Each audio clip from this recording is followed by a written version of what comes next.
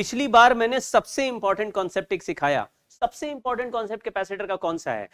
सबसे important concept capacitor का वो है जिसमें एक कैपेसिटर C1 को V1 वोल्टेज पे चार्ज कर दो, दूसरे वाले को C2 को V2 पे चार्ज कर दो, फिर दोनों को आपस में कनेक्ट कर। तो C1 वाला V1 पे था, C2 वाला V2 पे था, तो C1 V1 plus C2 V2 upon C1 plus C2, ये कॉमन वोल्टेज फाइनल में आ जाएगा। और ऐसे में loss in energy half C1 C2 upon C1 minus V2 फिर ये फाइनल एनर्जी सिस्टम की हो जाएगी। तो ये हमने लास्ट क्लास में सीखा। ये सबसे इंपॉर्टेंट कॉन्सेप्ट है, मतलब single most important concept of capacitor. आज हम कैपेसिटर के और वेरिएशन को देखेंगे और सीरीज पैरेलल इस तरह के कॉम्बिनेशन की बात करेंगे। ठीक है, ठीक है। देखो, अभी कैपेसिटर विद अ डाइलेक्ट्रिक में space between plates of a capacitor, ये प्लेट ऑफ द कैपेसिटर हो गए, इस पे प्लस सिग्मा और माइनस सिग्मा का चार्ज डेंसिटी ऑलरेडी है, या हम इसको प्लस क्यू और माइनस क्यू भी बोल सकते हैं चार्ज। और इसके बीच में ये जो चार्ज है ये पॉजिटिव चार्ज है और यहां पे नेगेटिव चार्ज सरफेस पर है। इस पूरे जगह को एक कंप्लीटली एक स्लैब से मैंने भर दिया है। हालांकि स्लैब थोड़ी सी दूर दिखाई है, लेकिन ये स्लैब का जो गैप है ये नेग्लिजिबली स्मॉल है, ऐसा मान के चलना। ये मान के चलो कि कैपेसिटर के बीच की पूरी जगह को स्लैब से भर दिया और स्लैब का डाइलेक्ट्रिक कांस्टेंट K है। तो आप देखेंगे कि स्लैब के सरफेस पर भी एक नेगेटिव और पॉजिटिव चार्ज अपीयर हो जाएगा। इसको हम बाउंड चार्ज कहते हैं। ये पोलराइजेशन की वजह से आता है, पोलराइजेशन। तो पोलराइजेशन की वजह से चार्ज अपीयर होगा, पॉजिटिव के सामने नेगेटिव, नेगेटिव के सामने पॉजिटिव। और ये वाले चार्ज का नाम हमने बाउंड चार्ज रखा है, plus sigma B minus sigma B, या plus Q B and minus Q. ये याद रखिएगा कि पहले से कैपेसिटर स्लैब रखने के साथ इसके सरफेस पे चार्ज है क्यू, चार्ज क्यू है, और स्लैब लगाया। तो यहां पे फॉर्मूला ऐसा है कि जो कैपेसिटेंस होता है कंप्लीटली स्लैब भरने के बाद वो K से मल्टीप्लाई हो जाता है, तो कंप्लीटली फिल्ड है ये, कंप्लीट फिल्ड।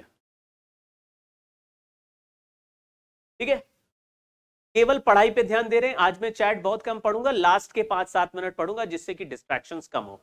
आप समझते चलना, कंप्लीटली फील्ड में KC हो जाएगा। ऐसे ही electric field between the plates of capacitor E by K हो जाएगा, जिसमें E जो है बिफोर द स्लैब जो कैपेसिटेंस था वो बैठा, E जो है वो अगर एयर होती तो इलेक्ट्रिक फील्ड E होता, ये E बाई K टाइप्स हो जाए। तो हमारा जो आंसर है इलेक्ट्रिक फील्ड का वो ऐसे हो जाएगा, dash equal to sigma by epsilon not K, sigma by epsilon not electric field, क्योंकि sigma by epsilon not normal formula होता है, एप्सिलॉन नॉट K हो गया क्योंकि ये K का एक डाइलेक्ट्रिक, सिग्मा बाय एप्सिलॉन। लेकिन ये जो नेट इलेक्ट्रिक फील्ड है ये दो इलेक्ट्रिक फील्ड से बना है, एक प्लेट के चार्ज की इलेक्ट्रिक फील्ड और दूसरी बाउंड चार्ज की इलेक्ट्रिक फील्ड।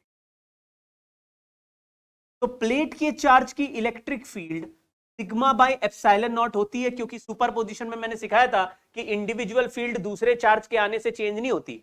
तो अगर सिग्मा चार्ज की मैं फील्ड पूछूं, जैसे इस सरफेस पे चार्ज प्लस सिग्मा है और इस सरफेस पे माइनस सिग्मा है, तो प्लस सिग्मा माइनस सिग्मा मिला के यहां कितनी बनाएंगे, वो सिग्मा बाय एप्सिलॉन नॉट बनाएंगे। लेकिन स्लैब रखने के बाद हमें कितनी दिख रही है, sigma by epsilon not into K दिख रही है। और बाउंड चार्ज को मैंने सिग्मा बी बोल दिया, तो बाउंड चार्ज का फील्ड हो गया sigma b by epsilon naught. तो सिग्मा बी का आंसर बच्चों आएगा sigma by epsilon naught bracket 1/K -1। इसको उल्टा लिख सकते हैं, तो आंसर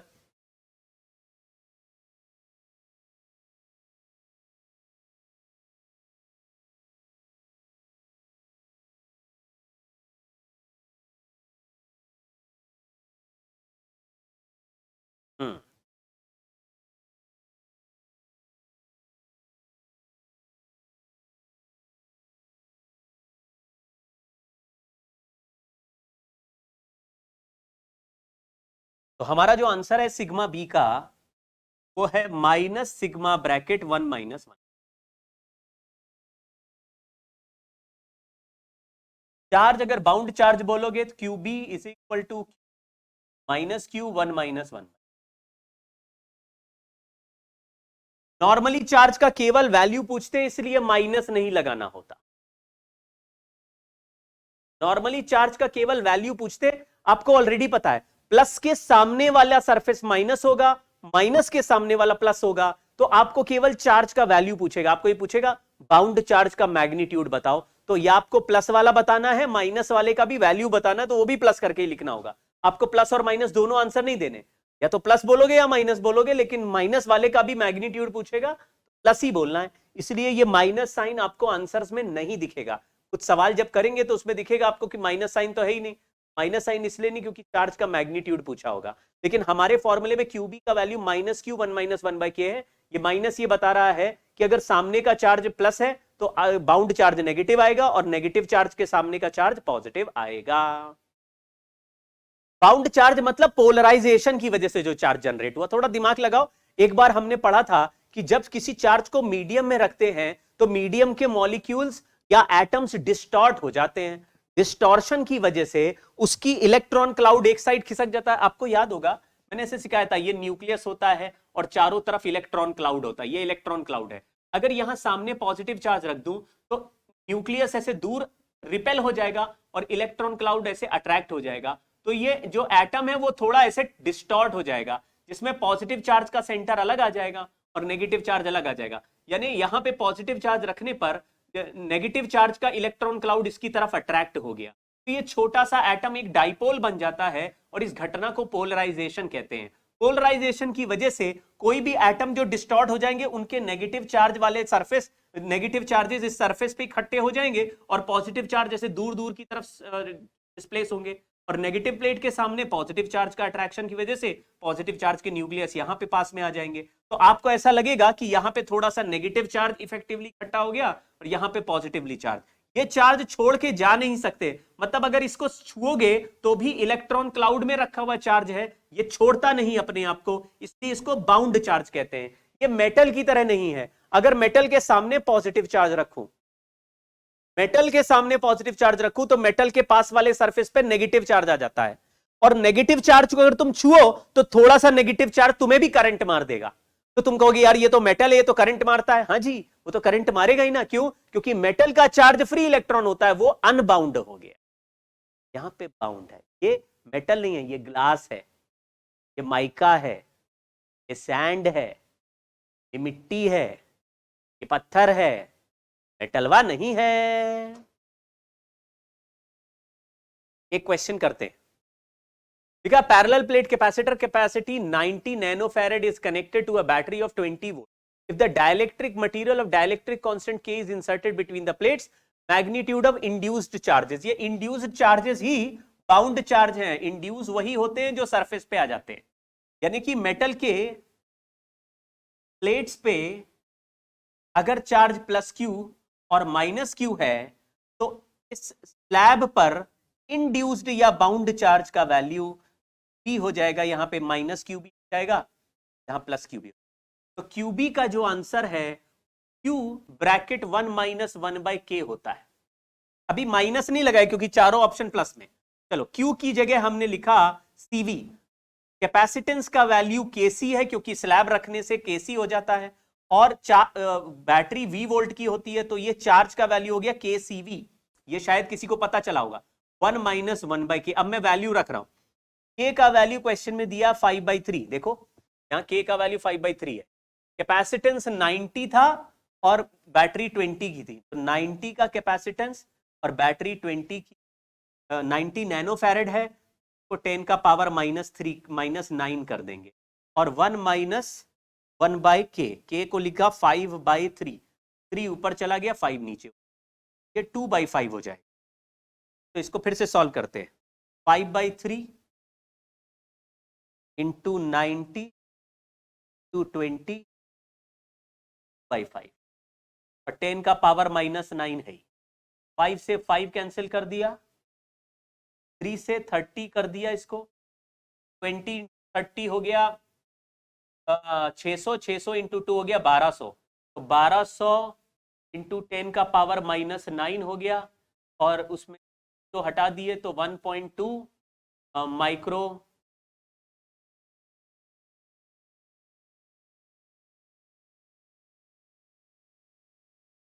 क्या किसी का ये आंसर मैच कर रहा है?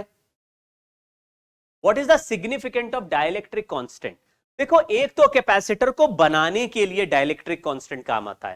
सर कैपेसिटर को बनाने के लिए आप कभी ये मत सोचें कि कैपेसिटर के लिए हम 2 प्लेट खरीद के लाते हैं और फिर कैपेसिटर बनाते हैं। देखो, कैपेसिटर ऐसे बनाएंगे तो एक तो 2 प्लेट आपस में अट्रैक्ट करेंगे, उनको पकड़ना बड़ा मुश्किल हो जाता है। तो ऐसा करते हैं, एक डाइलेक्ट्रिक मटेरियल ले लिया जो कि नॉन कंडक्टर है, जैसे ग्लास ले लिया, माइका ले लिया, कोई मजबूत मटेरियल ले लिया, कार्बन ले लिया, और उसका एक डाइलेक्ट्रिक कांस्टेंट होगा। तो मैंने एक कार्बन की स्लैब बनाई पहले, और उसके ऊपर इलेक्ट्रोप्लेटिंग से यहां पे एक मेटल का सरफेस बना दिया, ऐसे स्प्रे करके ये मेटल बना दिया।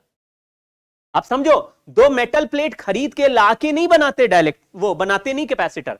एक डाइलेक्ट्रिक स्लैब लेते हैं, उसके एक साइड में एक प्लेट चिपका देते हैं और दूसरे साइड में दूसरा प्लेट चिपका देते हैं, और इन प्लेट से कनेक्शन ले लेते हैं, ये कैपेसिटर बन गया। तो क्योंकि डाइलेक्ट्रिक स्लैब खुद ही एक बड़े स्ट्रॉन्ग मटेरियल का बना हुआ है, तो ये प्लेट को अट्रैक्शन से पास नहीं आने देगा, क्योंकि इस मटेरियल की अपनी भी तो एक ताकत है। समझ गए क्या? कोई पानी थोड़ी ना बना हुआ हमने, है ना? तो मैंने यहां पे मेटल प्लेट जनरेट कर दिए, या हल्के मतलब एल्यूमिनियम फॉइल चिपका दिया। इधर एक एल्यूमिनियम फॉइल चिपका दो, इधर एक एल्यूमिनियम फॉइल चिपका दो, तो पतला सा एल्यूमिनियम फॉइल है, और बीच में मैंने एक स्ट्रॉन्ग डाइलेक्ट्रिक स्लैब लगा दिया। मान लीजिए कार्बन का लगा दिया आपने, का कोई ना कोई डाइलेक्ट्रिक कांस्टेंट होगा, और वो एक कैपेसिटर बन गया। और डाइलेक्ट्रिक कांस्टेंट जितना ज्यादा होगा के का वैल्यू, उतना कैपेसिटेंस, ज्यादा कैपेसिटेंस बना लेगा तो ज्यादा चार्ज स्टोर कर लेगा किसी भी वोल्टेज पे। जैसे अगर मैंने बोला इस पे 10 वोल्ट का बैटरी लगाए, अब के का वैल्यू अगर 100 होगा, तो ये नॉर्मल कैपेसिटर से 100 टाइम ज्यादा चार्ज स्टोर कर पाएगा, ज्यादा एनर्जी रख पाएगा अपने। ये तो ऐसी चालाकी होगी ना, ज्यादा चार्ज स्टोरेज करने की डिवाइस बन रही है, और इसकी मजबूती भी बढ़िया है, इसको पकड़ के एक जगह से दूसरी जगह ले जाना भी आसान है। A dielectric slab of thickness D is inserted in a parallel plate capacitor whose negative plate is x equal to positive plate D. Slab is equidistant from the plate. ये भी एक सिचुएशन है जिसको हम अभी सॉल्व कर रहे हैं, लेकिन ये आगे भी सीखा जा सकता था, हालांकि अभी मैं सिखा दे रहा हूं। यहां पे एक स्लैब लगा है जिसका थिकनेस D है, और प्लेट के बीच का थिकनेस 3D है। एक प्लेट x इक्वल टू 0 पे है और दूसरा x इक्वल टू 3D, और बीच में d डिस्टेंस का स्लैब है। ये डाइलेक्ट्रिक स्लैब है का कांस्टेंट। तो यहां पे ये खाली जगह है, खाली जगह का मतलब एयर है, यहां पर भी खाली जगह है, वहां पर भी एयर है, तो एयर स्लैब एयर ऐसा है। तो सवाल ऐसे चलता है बच्चों कि अगर इस पे कोई चार्ज Q और यहां पे कोई चार्ज -Q हो, तो एयर वाली जगह पर इलेक्ट्रिक फील्ड बनेगा अगर E, तो स्लैब के अंदर इलेक्ट्रिक फील्ड बन जाएगा उसी का E/K। एयर वाली जगह पर इलेक्ट्रिक फील्ड रहेगा E। एयर में इलेक्ट्रिक फील्ड E है, लेकिन स्लैब वाली जगह पे E/K है। तो आप ये कहेंगे जैसे चार्ज अगर है तो E का वैल्यू एयर में 2/A∁0, और E का वैल्यू स्लैब के अंदर A∁0 इंटू। स्लैब के अंदर फील्ड चेंज होता है, और उसमें जो बाउंड चार्जेस हैं वही चेंज को इंड्यूस कर रहे हैं। हमने क्या किया कि चार्ज अपॉन A∁0 हवा में है और यहां पे E/K। अब जरा ऑप्शन पढ़ लेते हैं। ऑप्शन लिखा है magnitude of electric field remains the same. बिल्कुल गलत हो गया, क्योंकि हवा में इलेक्ट्रिक फील्ड E है, तो स्लैब के अंदर E/K होती है, सेम नहीं होती है। ठीक है। दूसरा, the direction of electric field remains the same. ये ठीक है, क्योंकि इलेक्ट्रिक फील्ड पॉजिटिव चार्ज से नेगेटिव चार्ज होगी, बस वैल्यू बदल जाएगा, बीच में वैल्यू बदलेगा, डायरेक्शन इलेक्ट्रिक फील्ड का सेम रहेगा, पॉजिटिव चार्ज से नेगेटिव चार्ज प्लेट की तरफ, तो डायरेक्शन सेम है। The electric field potential increases continuously. इसको पढ़ लेते हैं। x इक्वल टू 0 पे नेगेटिव प्लेट है, सॉरी यहां पे उल्टा कर दिया मैंने, चलो सवाल थोड़ा बदल रहा हूं। x इक्वल टू 0 पे नेगेटिव प्लेट है बच्चों, यहां पे माइनस क्यू है, यहां पे प्लस क्यू है, तो इलेक्ट्रिक फील्ड पॉजिटिव से नेगेटिव प्लेट की तरफ चलता है। इसका मतलब यह हुआ कि जो इलेक्ट्रिक फील्ड है वो 3D वाले प्लेट से D वाले प्लेट की तरफ होगा, ऐसे अंदर भी और ये बाहर भी। इलेक्ट्रिक फील्ड का वैल्यू E और E/K हो जाता है, लेकिन डायरेक्शन माइनस से प्लस की तरफ है, तो इलेक्ट्रिक फील्ड का डायरेक्शन सेम रहेगा, बिल्कुल ठीक। इलेक्ट्रिक फील्ड का मैग्नीट्यूड गलत चेंज हो जाएगा, तो इलेक्ट्रिक पोटेंशियल इंक्रीजेस कॉन्टिन्यूसली, ये भी ठीक है, क्योंकि हम जब x इक्वल टू 0 से x इक्वल टू D की तरफ 3D की तरफ चलेंगे, तो we are moving opposite to electric field, opposite to electric field, और इलेक्ट्रिक फील्ड के ऑपोजिट चलने पर पोटेंशियल इंक्रीज होता है। ये भी हमने पढ़ा था, पोटेंशियल डिफरेंस होता है minus E dot D R.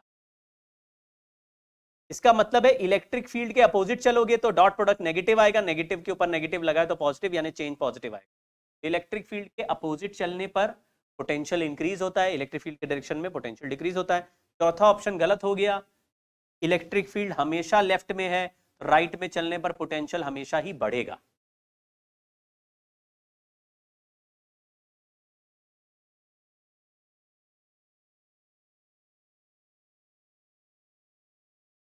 Ayush Singh, आप बिल्कुल सही नहीं बोल रहे हैं, फिर से सुनो भाई। अगर स्लैब है यहां पे, तो स्लैब के सरफेस पे जैसे ये नेगेटिव प्लेट है, तो ये नेगेटिव प्लेट के सामने स्लैब के सरफेस पे पॉजिटिव चार्ज होगा, और यहां नेगेटिव चार्ज होगा, लेकिन और यहां पे पॉजिटिव चार्ज होगा। तो याद रखिए, ये जो चार्ज प्लेट वाला है ये Q है, और जबकि स्लैब वाला charge Q bracket 1 minus 1/K है, वो कम है। ये चार्ज ज्यादा है और ये कम है, तो नेगेटिव चार्ज यहां पे फील्ड ऐसे बना रहा है लेफ्ट में, पॉजिटिव चार्ज बनाएगा राइट में, लेकिन ये कम है, बाउंड चार्ज कम है। स्लैब पे जो चार्ज अपीयर होता है बाहर वाले चार्ज से कम है, कम है, कम है। तो स्लैब के चार्ज की वजह से जो फील्ड बनता है वो कम बनता है, तो बाहर वाला चार्ज ज्यादा बना रहा है और स्लैब वाला चार्ज कम बना रहा है, तो कम चार्ज फील्ड डिक्रीज तो करेगा।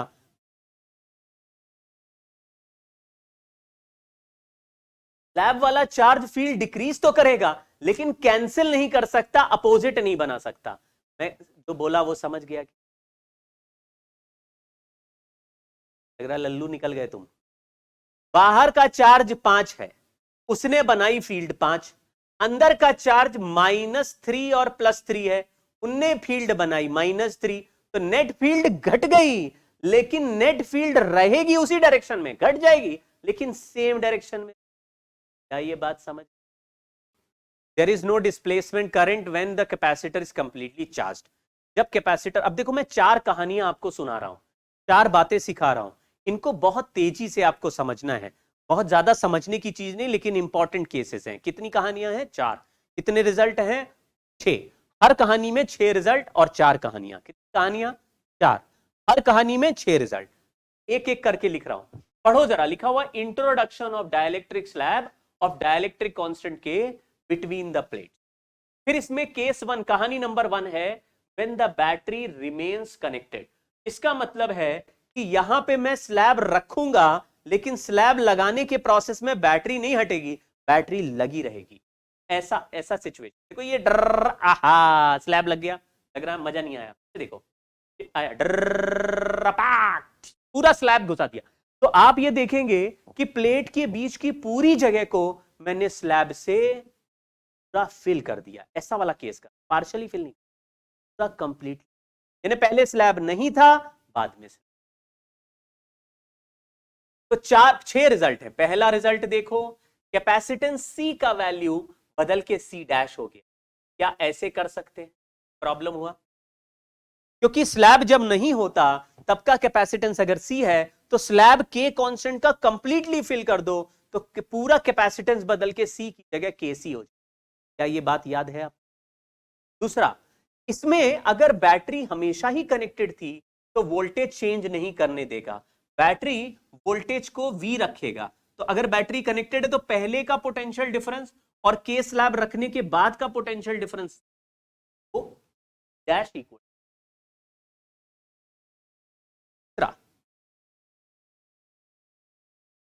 ये आपको लिखना है, बस आपको लिखना है, ये ऊपर वाले दो लाइन ऊपर ये। तीसरा, अगर हम कहें चार्ज ऑन कैपेसिटर, तो क्या चार्ज का फॉर्मूला CV होता है? तो V तो पहले जैसा ही है, लेकिन क्या C का वैल्यू KC हो गया? क्या K इन आएगा? क्या ये बात समझ गए?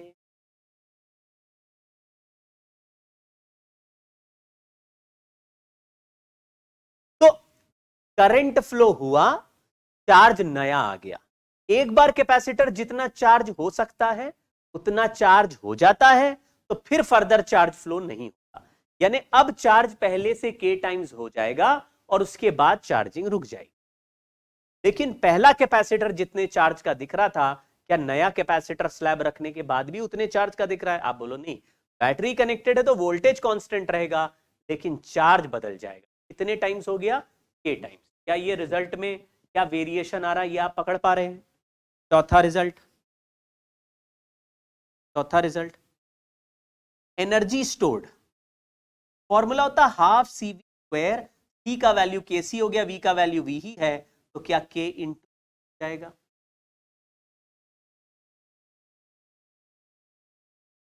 Next, electric field, electric field का वैल्यू क्या हो जाएगा मुझे बताओ? E/K हो जाएगा या K इंटू E हो जाएगा या रहेगा? इलेक्ट्रिक फील्ड का आंसर बताओ, इलेक्ट्रिक फील्ड का आंसर E/K या K इंटू E या E ही। मैं आपको हिंट दे देता हूं, इलेक्ट्रिक फील्ड का फॉर्मूला बाई डी है, V पोटेंशियल डिफरेंस है, D gap between by D same है, D भी सेम है, का वैल्यू भी सेम रहेगा, E का वैल्यू चेंज नहीं। चौथा, फोर्स बिटवीन द प्लेट्स, यहां पे लिख भी देते हैं, फोर्स बिटवीन द प्लेट्स। कई बच्चे इस रिजल्ट को लिखते ही रोएंगे, क्योंकि फोर्स का फॉर्मूला है Q square by 2A epsilon not, force का वैल्यू K स्क्वायर हो जाए।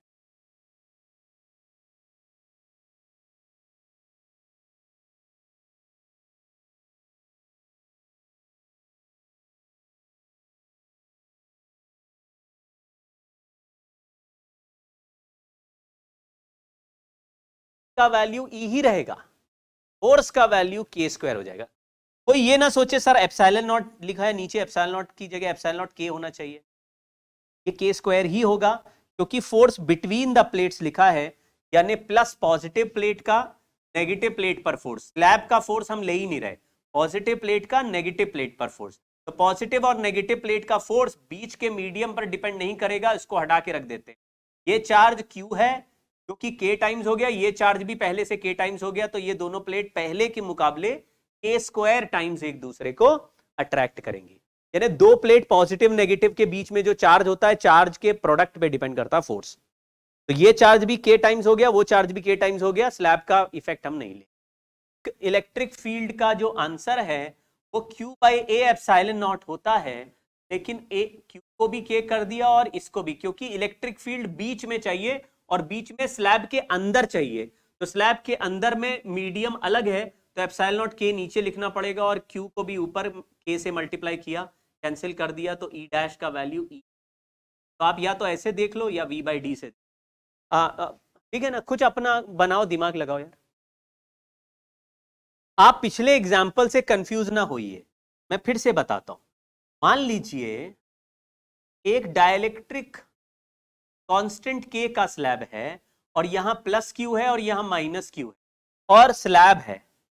मैं अगर बोलूं कि प्लस Q और माइनस Q की वजह से बीच में फील्ड क्या होगा, तो वो Q/A एप्सिलॉन नॉट ही होगा, लेकिन नेट फील्ड बीच में क्या होगा, उनका फील्ड डिवाइडेड बाय K। दोनों बातों को अंतर समझो। अगर मैं कहूं कि एक चार्ज को मैंने हवा में रखा, वो फील्ड बना रहा है E, अगर उस चार्ज को पानी में रख दूं और फिर पूछूं वो चार्ज कितना फील्ड बनाएगा, तो लल्लू लोगों आंसर रहता है E। क्यों? क्योंकि वो चार्ज तो उतना ही बनाएगा, उसको अपने फील्ड क्यों बदलना भाई, वो चार्ज उतना ही बनाएगा।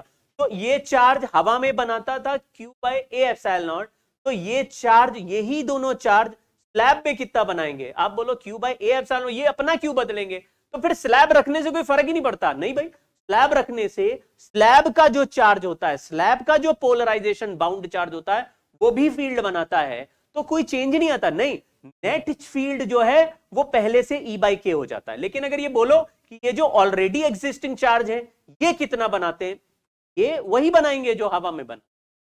ये सब बातें थोड़ी ऊंची क्वालिटी की है, तो कई बार सुनोगे या समझोगे, थोड़ा दिमाग लगाओगे कि हाँ सर आप जो बोल रहे हैं इसमें आप एक बार इंडिविजुअल फील्ड पूछते हैं तो वो दूसरे चार्जेस पे डिपेंड नहीं करते। तो मैंने बोला ये जो प्लेट के चार्ज हैं ये कितना बना रहे हैं, तो प्लेट के चार्ज को स्लैब से कोई मतलब नहीं। प्लेट के चार्ज बिना स्लैब के कितना बनाते थे? आप बोलोगे क्यू बाई एप्सिलॉन, तो स्लैब में भी कितना बनाएंगे? Q by epsilon. लेकिन स्लैब तो कांस्टेंट के का, तो मतलब स्लैब के अंदर इतना फील्ड बनेगा नहीं रे। अब स्लैब रखने से एक्स्ट्रा चार्ज आ गए तो वो एक्स्ट्रा भी बनाएंगे। तो एक्स्ट्रा और पुराने नए चार्ज मिलके और पुराने चार्ज मिलके अब टोटल कितना बनाएंगे? वो पुराने वाले से के डिवाइड हो गया। जब इलेक्ट्रोस्टैटिक स्टार्ट किया था इसको बहुत डिटेल,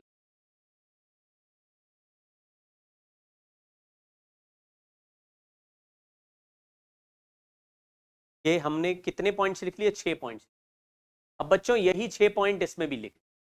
कहानी number 2 introduction of dielectric slab है, लेकिन कहानी number 2 the battery is disconnected after charging then the slab is introduced. यानी कि जब स्लैब लगा रहे हैं तो कैपेसिटर ऑलरेडी चार्ज हो चुका है, और कैपेसिटर का जो चार्ज है वो स्लैब के बिना वाला चार्ज है। स्लैब के बिना कैपेसिटेंस C का था और उस पे V का बैटरी लगाया और चार्ज आ गया CV।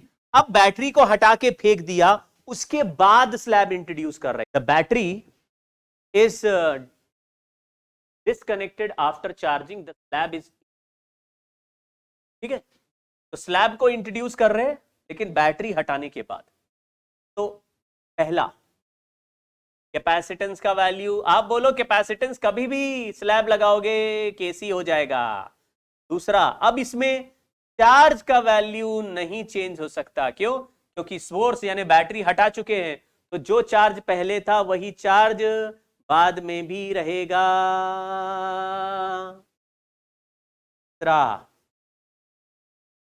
डैश के c dash q g dash equal to, charge q है लेकिन ये सी है, तो वी होता है क्यू बाई सी। सी की जगह के सी हो जाए तो v का वैल्यू हो जाएगा v बाई के। चौथा, एनर्जी स्टोर्ड, फॉर्मूला है हाफ सी वी स्क्वायर, लेकिन एनर्जी का फॉर्मूला याद कर लो Q square by 2c। Sir ये वाला क्यों लगाया? क्योंकि इसमें चार्ज अब कांस्टेंट हो गया, चार्ज अगर नहीं चेंज होगा और कैपेसिटेंस के सी हो जाएगा तो डिनोमिनेटर में के आ जाएगा, इसलिए u बाई के। पांचवा, इलेक्ट्रिक फील्ड, इलेक्ट्रिक फील्ड में स्लैब तो लगा दिया, देखो स्लैब लगा देते हैं, स्लैब तो लगा, स्लैब आ गया। इलेक्ट्रिक फील्ड में या तो कहो v बाई डी, लेकिन v तो v बाई के हो गया। इलेक्ट्रिक फील्ड है v बाई डी, लेकिन v की जगह v बाई के करेंगे तो v बाई के डी हो जाएगा, यानी कि पुराने वाले से k टाइम्स कम। और लास्ट रिजल्ट है फोर्स का, फोर्स का value q square by 2a epsilon not, यानी कि सेम रहेगा, चार्ज चेंज।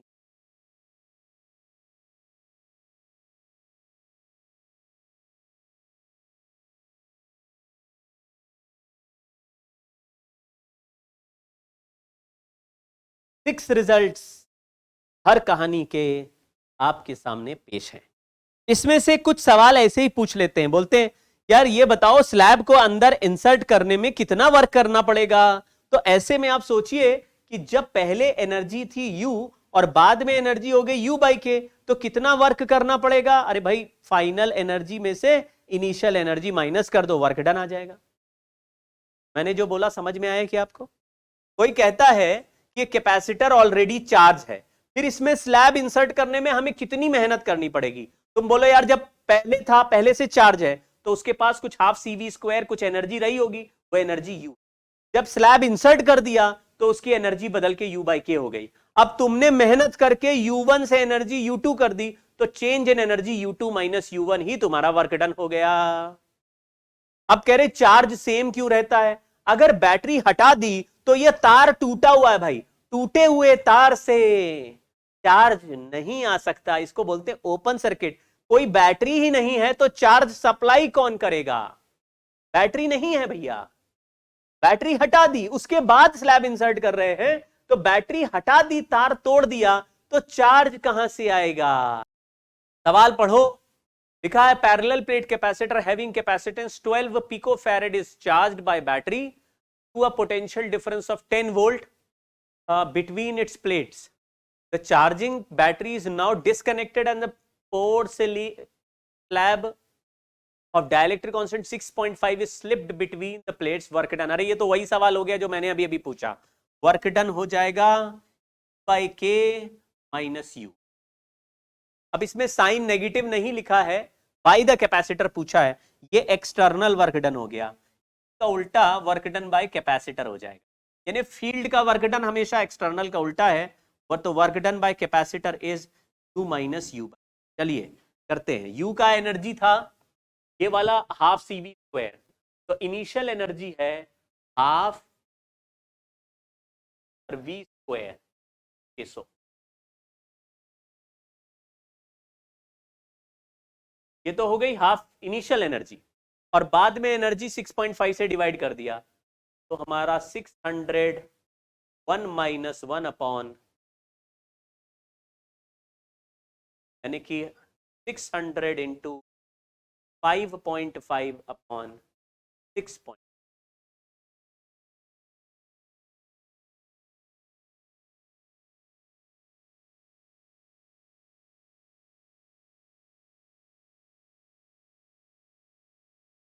तो ये देखो ना, ऑलमोस्ट ये 5/6 जैसा हो गया, 6 से कैंसिल करेंगे, ऑलमोस्ट 500 के आसपास का आंसर आ जाएगा, 500 से थोड़ा एक्स्ट्रा आ जाएगा, डिनोमिनेटर थोड़ा कम है, तो स्लाइटली मोर देन 500।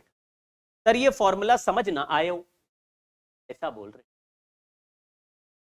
हाँ मीत पटेल, अभी अभी मैंने बोला था कि ये जो फोर्स का फॉर्मूला है, इसमें एप्सिलॉन नॉट के आगे जो के लिखा है वो स्लैब का इफेक्ट है। हम दोनों चार्ज के बीच में फोर्स देख रहे हैं, यानी प्लेट के पॉजिटिव चार्ज और दूसरे प्लेट के नेगेटिव चार्ज का, तो स्लैब का इफेक्ट नहीं देख रहे। मतलब अगर एक दुनिया में एक Q1 चार्ज हो, एक Q2 चार्ज हो और एक Q3 चार्ज हो, और मैं बोलूं फोर्स बिटवीन Q1 Q2 बताओ, तो आपको Q3 का इफेक्ट देखने की जरूरत नहीं है। अगर मैं पूछूं what is net force on Q2, तो Q3 देखो भी, लेकिन मैंने पूछा फोर्स बिटवीन द प्लेट्स, तो प्लस Q और माइनस Q के बीच का फोर्स है, तो मीडियम के स्लैब का कोई इफेक्ट हमने नहीं लिया। लेकिन अगर आप लेना भी चाहो तो इफेक्ट कट जाता है, लेकिन मैं आपको सिंपल बता रहा हूं कि क्वेश्चन में लिखा फोर्स बिटवीन द प्लेट्स,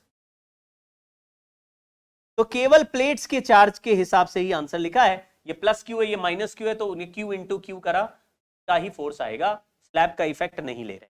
ठीक है, उसी से काम चलाओ। ये आंसर ऑलमोस्ट 500 से बड़ा या ऑलमोस्ट इक्वल टू 500 आ रहा है, तो हमारा आंसर बी हो।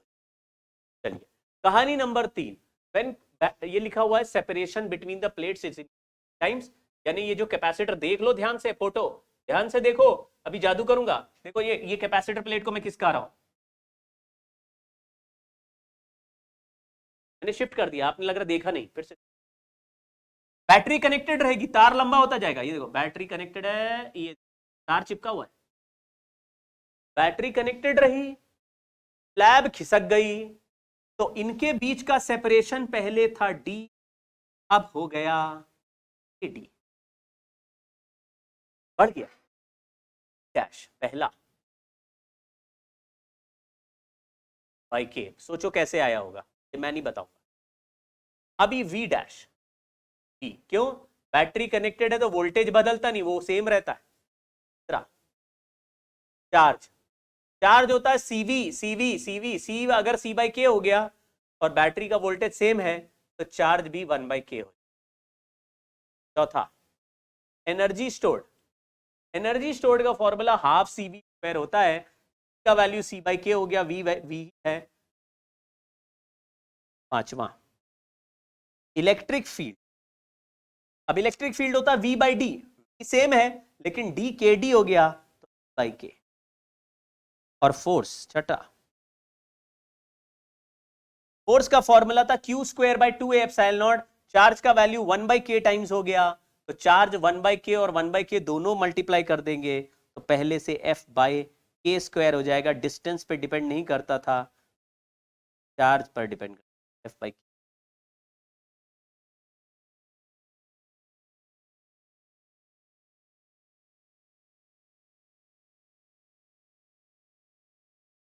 बहुत बढ़िया।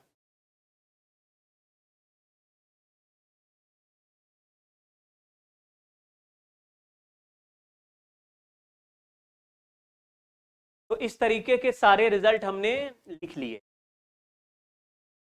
इसी का रिवर्स केस हो गया कि सर अगर बैटरी चार्ज करने के बाद बैटरी हटा दें, यानी पहले बैटरी थी और चार्ज ऑलरेडी कैपेसिटर में सीवी आ गया था, अब बैटरी हटा दोगे तो चार्ज फिक्स हो जाएगा, चार्ज चेंज नहीं हो, चार्ज कांस्टेंट हो जाएगा। और अब जो है सेपरेशन बढ़ा रहे हैं, ये डी वाला सेपरेशन बढ़ा के के दिए, देखो सेपरेशन बढ़ गया, अब सेपरेशन बढ़ के लेकिन बैटरी कनेक्टेड अब नहीं। फिर से वही 6 रिजल्ट्स कर रहे हैं। पहला result dash equal to C/K, दूसरा result Q dash equal to, दूसरा result voltage V dash equal to KV। क्यों? क्योंकि Q/C होता है रिजल्ट, Q/C होता है फॉर्मूला, Q/C करेंगे, Q सेम है और C से डिवाइड करेंगे, K ऊपर चला जाएगा, KV हो जाएगा। चौथा रिजल्ट एनर्जी स्टोर्ड, जब चार्ज कांस्टेंट होता तो Q²/2C, K से डिवाइड करेंगे तो ऊपर चला जाएगा। पांचवा रिजल्ट इलेक्ट्रिक फील्ड का, इलेक्ट्रिक फील्ड होता है V/D, V भी K टाइम्स हो गया और D भी K टाइम्स हो गया, तो इलेक्ट्रिक फील्ड हो गया E।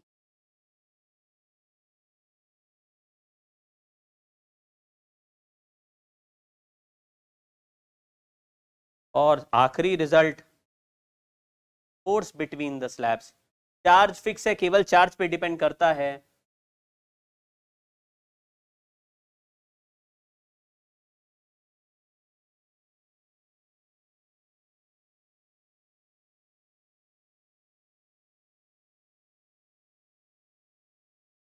अगर किसी को इसमें से कुछ भी ऐसा पॉइंट है जो नहीं समझ में आया तो आप इसको मत लिखो अभी, एक बार क्लास के बाद खुद अपने मन से सोच के लिखना।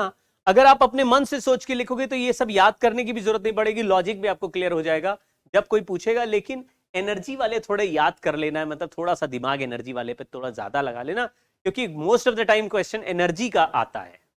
एनर्जी का बोलता है एनर्जी कितना चेंज हो गया, वर्क हमने कितना किया, कितनी मेहनत लगेगी, तो ऐसे में एनर्जी चेंज वाला सवाल ज्यादा पूछते। चलिए ये सवाल जल्दी से करेंगे, बहुत तेजी से पढ़ेंगे और फिर करेंगे। अभी 3-4 क्वेश्चंस हैं जो हमको करने हैं, के बाद हम लोग नेक्स्ट चलेंगे कॉन्सेप्ट में। तो 1-2 क्वेश्चंस करने के बाद 1-2 क्वेश्चंस को कर दूंगा होमवर्क।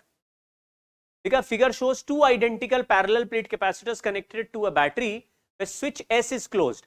अगर स्विच S क्लोज कर देंगे तो ये दोनों कैपेसिटर पैरेलल में, इसको भी वोल्टेज V मिल जाएगा, इसको भी वोल्टेज V मिल जाएगा, तो इस पे भी चार्ज CV हो जाएगा, इस पे भी चार्ज CV हो जाएगा। A और B दो कैपेसिटर हैं लेकिन चार्ज बराबर है क्योंकि V वोल्टेज दोनों को पैरेलली बराबर मिलेगा। तो स्विच इज नाउ ओपन, इस स्विच को फिर ओपन कर दिया, यानी कैपेसिटर एक बार चार्ज हो गया फिर स्विच ओपन कर दिया।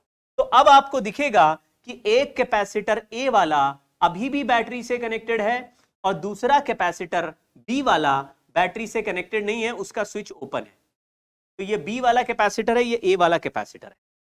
अब देखो लिखा है and the free space between the plates of capacitor is filled with dielectric of dielectric constant 3, यानी इसमें भी एक स्लैब रख दिया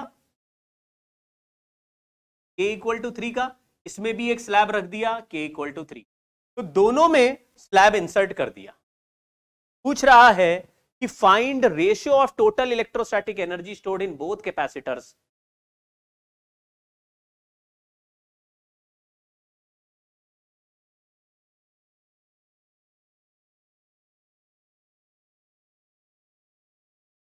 बोथ कैपेसिटर का टोटल एनर्जी स्टोर निकालते हैं। तो मैंने क्या सोचा कि अगर ये सेम बैटरी सेम कैपेसिटर है तो पहले इसका भी एनर्जी U था और इसका भी एनर्जी U था, बाद में मैंने आपको सिखाया कि एक कैपेसिटर को बैटरी से कनेक्ट रखते हुए अगर वोल्टेज स्लैब इंसर्ट कर दोगे तो कैपेसिटेंस के टाइम्स मल्टीप्लाई हो जाएगा। Formula half C we square से कंपैरिजन करेंगे तो सी के टाइम्स हो गया और वी सेम है, तो के सी वी स्क्वायर यानी के से मल्टीप्लाई, तो इसकी एनर्जी यू थी, यू से बदल के 3u हो जाएगी। कैसे किया, थोड़ा दिमाग लगाओ। मैंने क्या बोला, इसको बैटरी से कनेक्टेड रखोगे, उसमें स्लैब डाला तो वोल्टेज नहीं बदलता, कैपेसिटेंस केवल मत बदलता है। और कैपेसिटेंस और वोल्टेज पर डिपेंडेंट एनर्जी का formula half C we square है, तो सी को के से मल्टीप्लाई किया, वी को चेंज नहीं किया, तो हमारा आंसर 3। इसी तरीके से पिछले एग्जाम्पल में मैंने ये कराया था कि अगर बैटरी हटाने के बाद चार्ज कैपेसिटर में स्लैब इंसर्ट करो, एनर्जी यू बाई के हो जाती है, यानी ये जो यू डैश होती है यू बाई के हो जाएगी। का यू डैश आ गया यू बाई के, का यू डैश आ गया 3u। तो यानी कि फाइनल टोटल एनर्जी है,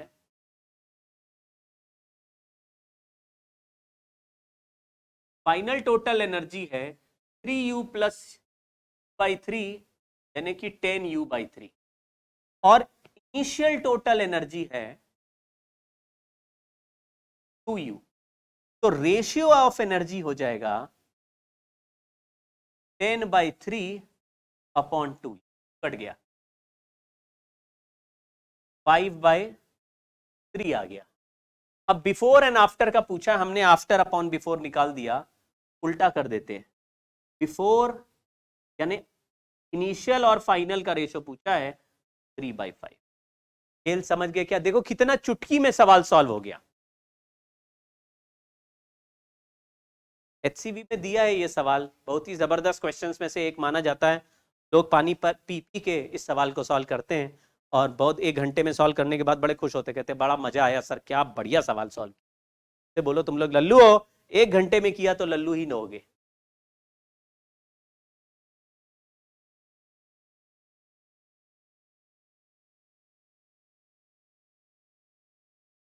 ऐसी ऐसी बातें बीच बीच में करते हो ना, मेरे को एकदम ठंडू हो जाता ही मेरी लाइफ। जिसमें बैटरी कनेक्टेड है उसमें स्लैब डालने पर एनर्जी के यू होती है, और जिसमें बैटरी कनेक्टेड नहीं है वहां पे स्लैब डालने पर एनर्जी यू बाई के होती। अब इस सवाल में मैंने जिसमें कैपेसिटर कनेक्टेड है उसमें के यू कर दिया, और जिसमें स्लैब इंसर्ट करने के पहले बैटरी हटा दी थी यू बाई के, जो हमने पढ़ा वही मैंने किया। आप लोग अपना ही स्टाइल बना रहे हो। चलिए, ये सवाल जेई एडवांस का है, इसको भी फटाफट देख लेते हैं। लिखा है parallel plate capacitor of capacitance plate area a, plate separation d is charge to potential v, then battery is disconnected.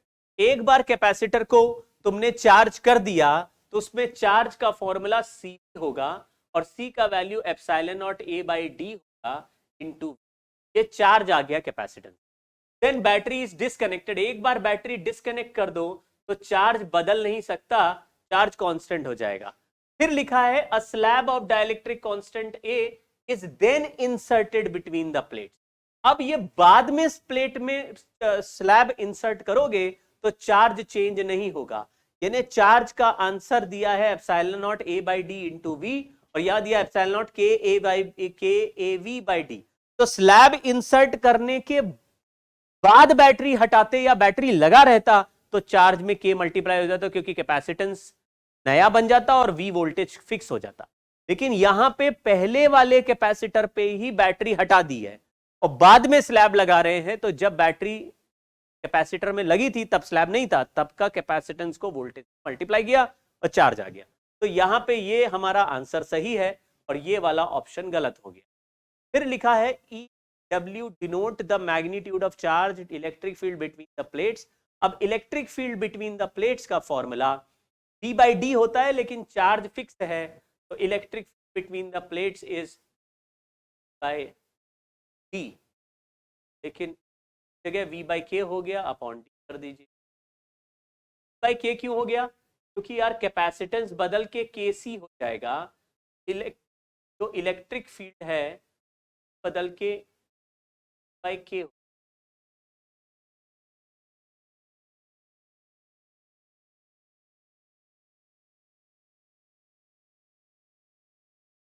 Work done is work done on the system, यानी एक्सटर्नल वर्क पूछा है, फाइनल माइनस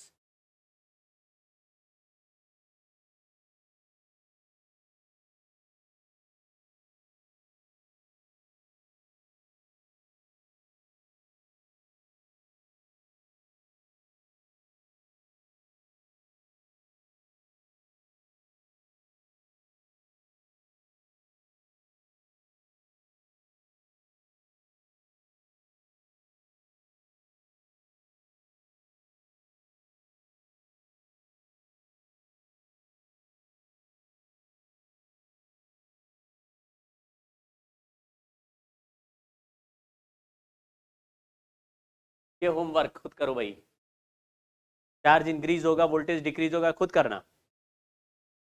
पैरेलल प्लेट ये भी खुद करो। Circuit loss दो है, एक जंक्शन लॉ है और दूसरा लूप लॉ है। जंक्शन लॉ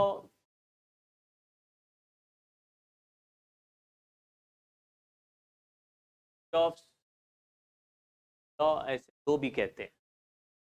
केसीएल जल्दी करते हैं। Net charge passing through a junction is zero. मान लीजिए यहाँ से Q1 चार्ज आया, यहाँ से Q2 आया, यहाँ से Q गया, तो मैं Q3 को माइनस Q3 लिख के जंक्शन की तरफ ला सकता हूँ। रूल ये है अलजेब्रिक सम जीरो करना है। अलजेब्रिक सम मतलब जंक्शन की तरफ आता हुआ चार्ज को अगर प्लस बोला, जंक्शन की तरफ आते हुए चार्ज को प्लस बोला, तो अवे जाने वाले चार्ज को माइनस बोलना। तरीका ये हो गया कि जो भी चार्ज पॉजिटिव दिख रहा है उसको ऐड करो, और जो चार्ज नेगेटिव दिख रहा है उसको ऐड करो, और सम करके जीरो कर। इससे आपको ये पता चलेगा कि जितना चार्ज जंक्शन की तरफ आएगा उतना ही चार्ज जंक्शन से बाहर की तरफ जाएगा, ऐसा रूल है। लेकिन मान लीजिए कहीं पर आपको एक जंक्शन की तरफ चारों तरफ से केवल चार्ज आते हुए दिखाया गया है और बोल रहा है अब इसके लिए किरचॉफ्स लॉ लिखो, तो आपको ज्यादा सेंटी होने की जरूरत नहीं है। आपको जो चार्ज जंक्शन की तरफ आ रहा है उसको अगर पॉजिटिव लेना है तो चारों को पॉजिटिव लेके सम जीरो कर दो। 1 plus Q2 plus Q4 equal to zero. हमारे लॉजिक में ऐसा लगेगा कि चार पॉजिटिव नंबर का सम तो कभी जीरो हो ही नहीं सकता है, इसका मतलब है ये कुछ गड़बड़ लग रहा है। लेकिन आपको ये भी लॉजिकली पता चलेगा कि चारों तरफ से चार्ज कभी जंक्शन की तरफ आ भी नहीं सकता है। मतलब अगर ये चार्ज का सम जीरो है, इसका मतलब इनमें से कोई ना कोई आंसर इंटरनली नेगेटिव है जो कि हमें अभी पता नहीं चल रहा है। तो जो भी नेगेटिव आएगा उसका साइन अपने आप पलट भी जाएगा। मतलब वो अगर अब बाहर जाता हुआ दिख रहा है, जैसे अंदर आने वाले को प्लस लिखा और आंसर Q3 का नेगेटिव आया, तो बाहर जाते हुए लेना पड़ेगा। तो वो चार्ज बाहर जा रहा, तीनों अंदर आ रहे, तो कोई ना कोई चार्ज बाहर जरूर जाएगा जंक्शन से अवे, अगर सब आएंगे। लेकिन अगर आपको डायरेक्शन के बारे में नहीं पता चल रहा तो आप अपनी मर्जी से सभी चार्ज को अंदर की तरफ आके फिर ऐड करके जीरो लिख सकते हो। तो आपको इसमें कोई ऐसा लॉजिक, मतलब इसमें खतरनाक लॉजिक नहीं लगाना कि कोई चार्ज अगर जंक्शन की तरफ आते हुए लिया तो कोई बाहर जाते हुए लेना ही है, ऐसा रूल नहीं है। आप सबको ही एक तरफ आते हुए ले लो, फिर उसमें साइन आपको सोचने की जरूरत नहीं पड़ेगी। अगर सारे ही जंक्शन की तरफ आ रहे हैं और एक प्लस है दूसरा प्लस है तो सारे प्लस हो जाएंगे और आराम से ऐड हो जाएंगे।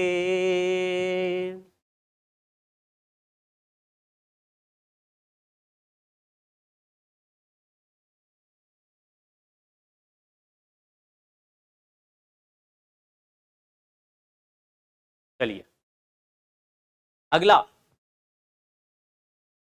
सम of charge at junction is zero, यानी कि अलजेब्रिक सम जीरो करना। अलजेब्रिक सम का मतलब अगर एक आने वाले चार्ज को प्लस लिया तो जाने वाले को माइनस लेना पड़ेगा, और अगर सभी तरफ से आ ही रहा है तो फिर सबको ऐड करके ही जीरो करना पड़ेगा। उसमें अपने इमोशंस नहीं घुसेड़ने हैं कि सर सब तरफ से आ रहा है तो फिर तो चार्ज सर डिस्ट्रॉय हो रहा है क्या, ऐसा तो नहीं होता। ये कहानी लूप कंजर्वेशन ऑफ चार्ज पर बेस्ड है।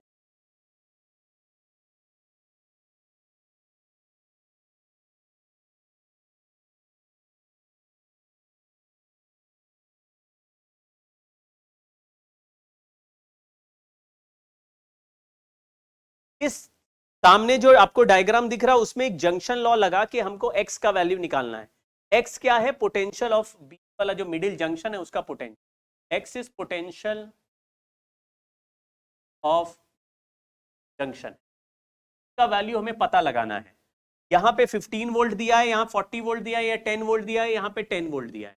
तो आप यहां देखो ये 10 वोल्ट है, ये x वोल्ट है, अगर मैं मान लूं सॉरी ये 15 वोल्ट है, ये x वोल्ट है, और मैं मान लूं 15 वोल्ट बड़ा है x वोल्ट से, इसका मतलब इधर पॉजिटिव प्लेट बन जाएगा और इधर नेगेटिव प्लेट बन जाएगा और चार्ज ऐसे ट्रैवल करते हुए जंक्शन की तरफ, क्योंकि किसी भी कैपेसिटर में चार्जिंग के समय अगर ये प्लस क्यू है और ये माइनस क्यू है तो इधर से क्यू आया होगा और क्यू आगे ही चला गया होगा, यानी कि जो पॉजिटिव से नेगेटिव प्लेट का फ्लो होता है उसी डायरेक्शन में चार्ज फ्लो होते हुए दिखता है। तो यहां पे जो चार्ज होता है वो CV होता है, C कैपेसिटेंस होता है और V होता है इन दोनों प्लेट का पोटेंशियल डिफरेंस। इसमें एक प्लेट 15 वोल्ट पे है और दूसरा प्लेट x वोल्ट पे है, तो यहां से यहां तक का पोटेंशियल डिफरेंस 15 माइनस x है और कैपेसिटेंस का वैल्यू 2 है, तो 2 इंटू 15 माइनस एक्स किया तो ये Q1 का वैल्यू आ जाए, मतलब इतना चार्ज इस तरफ फ्लो कर रहा है।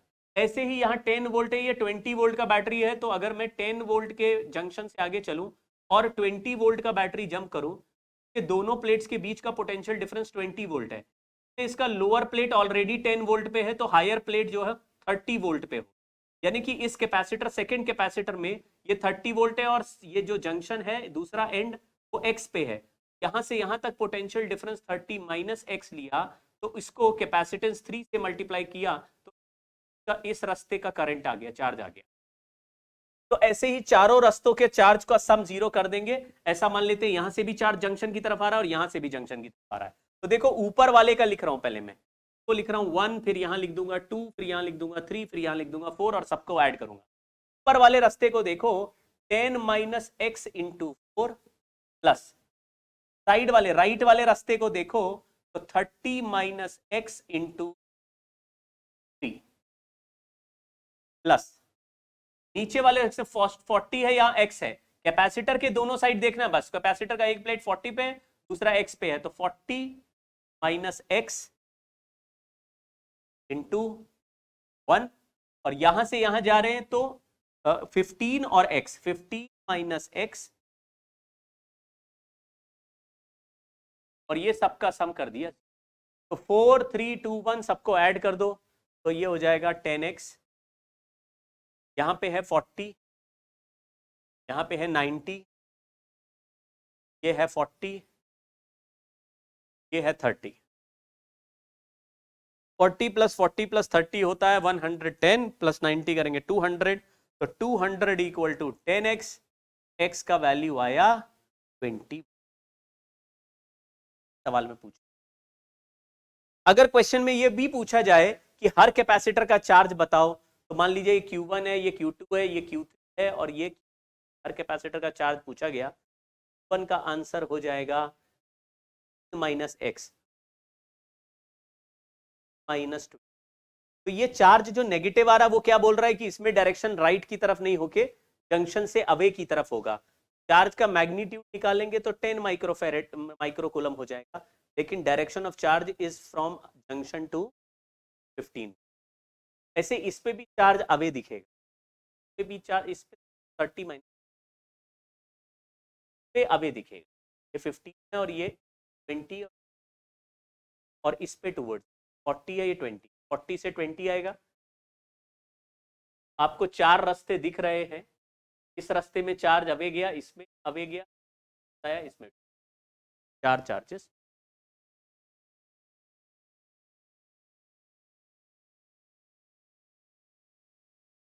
चलिए, लग रहा है कई बच्चे बिल्कुल नहीं समझ पा रहे हैं कि लाइफ में ये पहली बार आया, आए हो मेरी जिंदगी तुम कंफ्यूज बन के।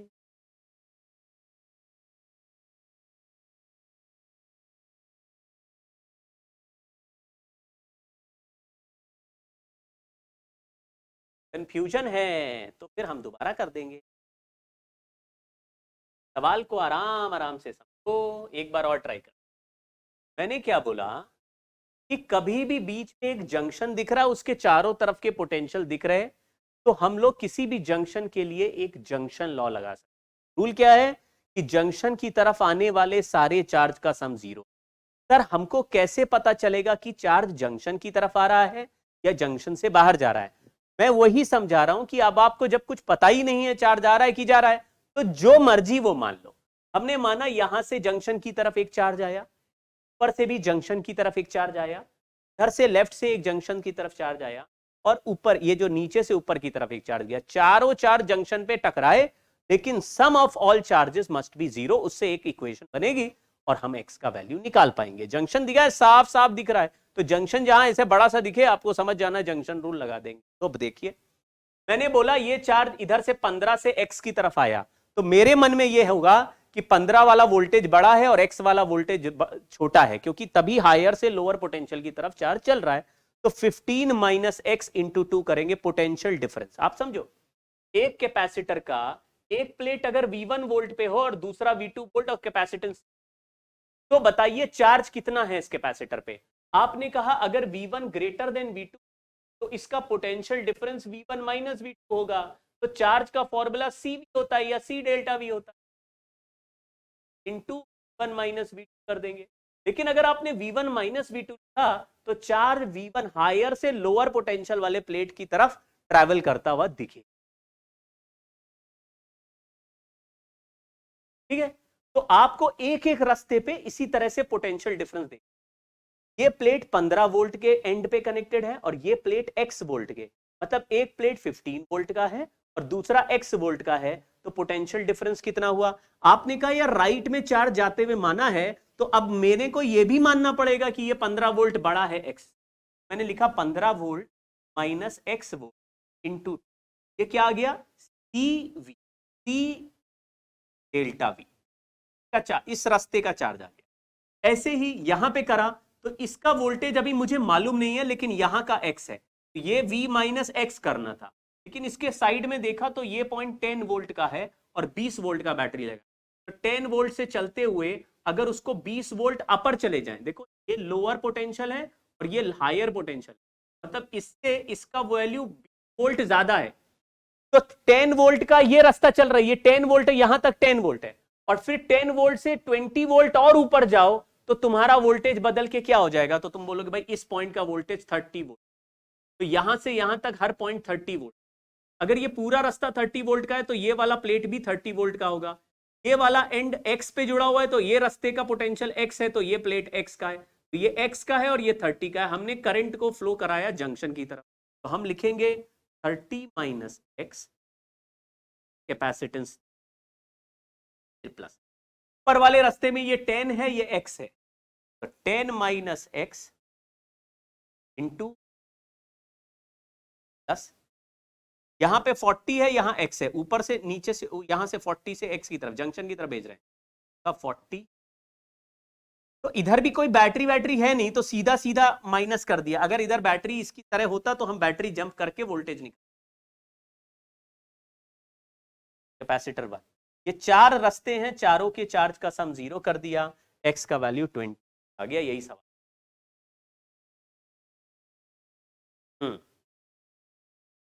अब लूप लॉ है, second law is loop law, ठीक है। Within a close loop sum of potential differences taken along all the components of circuit in cyclic order is zero.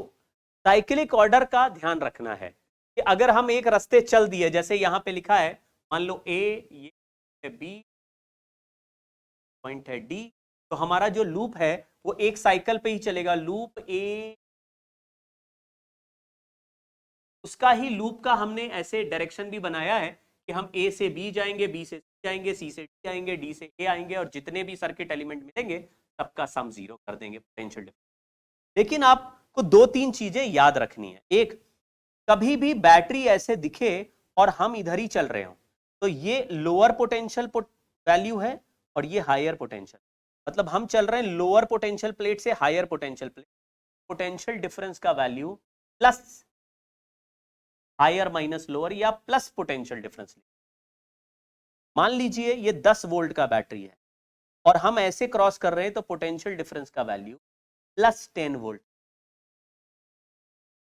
क्यों प्लस कब लिखेंगे, अगर मैं लोअर पोटेंशियल पे हूं तो मेरा वोल्टेज कम है, फिर चलते हुए मैं लोअर से हायर गया तो पोटेंशियल बढ़ गया, तो बढ़ता पोटेंशियल पॉजिटिव है, घटता पोटेंशियल तो बोलते हैं साइन कन्वेंशन। यहां पे लिख दो साइन कन्वेंशन। साइन कन्वेंशन होता है इंक्रीजिंग पोटेंशियल, पोटेंशियल इज बहुत देर के बाद आया।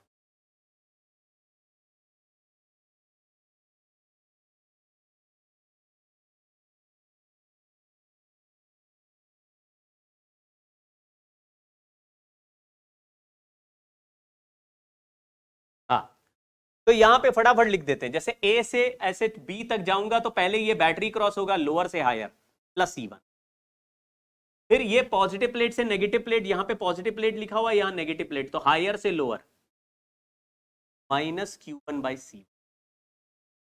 यहां पे पहुंच गए, ये प्लेट है, लोअर से हायर जा रहे हैं, और इसको यहां पे नेगेटिव प्लेट प्लस C2, और इधर इधर क्रॉस किया ऐसे C से D आते हुए क्रॉस किया तो लोअर से हायर, लोअर से हायर मतलब पॉजिटिव, यहां पहुंच गए, D से कुछ नहीं मिला, इक्वल।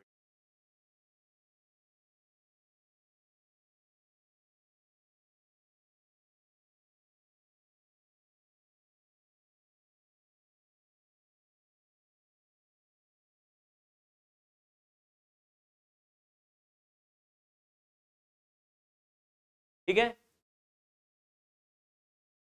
एक सवाल करते हैं और फिर समझने की कोशिश करते हैं क्या होगा। बस हमारा वैसे भी टाइम ऑलमोस्ट कंप्लीट हो गया इसका। Find the charge phloem through the switch when switch closed. तो यहां स्विच क्लोज कर रहे हैं और स्विच से कितना चार्ज फ्लो करेगा पूछा गया सवाल में। ये C2 वाला कैपेसिटर 2 माइक्रोफैरेड का लेकिन अनचार्ज्ड है,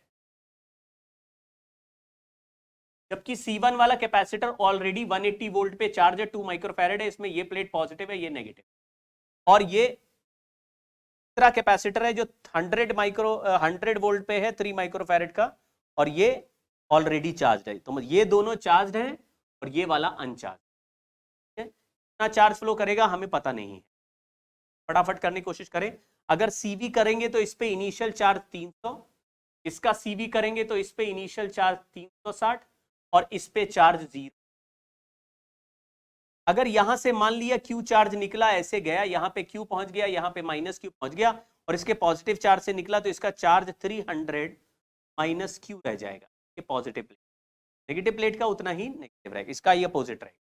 यहां से Q गया, यहां Q पहुंचा, ये प्लस Q, ये माइनस Q, तो आगे Q जाके इस पे बैठ गया, तो इसका चार्ज 360 प्लस Q, और नेगेटिव प्लेट का वैसा ही नेगेटिव हो जाएगा, यहां से Q निकलता हुआ इधर आ जाएगा वापस। अब किरचॉफ्स लॉ लगा रहे, इधर ऐसे क्रॉस किया, माइनस Q बाय, आप देखो थोड़ा ध्यान से, अगर हम पॉजिटिव प्लेट से नेगेटिव प्लेट की तरफ जाएंगे तो पॉजिटिव मतलब हायर, नेगेटिव मतलब लोअर, हायर से लोअर गए तो आंसर माइनस में लिखना है, माइनस Q/C। यहां पे पॉजिटिव से नेगेटिव प्लेट जंप कर रहे हैं, पॉजिटिव में चार्ज है 360 प्लस Q, तो फिर से माइनस लिख रहे हैं, प्लस Q/C का वैल्यू 2। फिर यहां लौट के आए और यहां से जंप किया तो लोअर से हायर, नेगेटिव से पॉजिटिव, तो इसमें प्लस प्लस 300 माइनस Q/C का वैल्यू 3। तीन ही है, 3 का सम 0, तो एक साथ ले जाओ, गाइड करो, minus Q/2 minus Q/2 minus Q/3 उधर ले जाते हैं, ये 180 है, minus 180 plus 100 equal to 1/2 plus 1/2, 1/2 1/2 होता है 1, 1 प्लस 1/3 होता है 4/3, तो 4Q/3 तो कैंसिल किया, तो ये 4Q/3 इज माइनस 80 या 20 का वैल्यू आए, आंसर हो।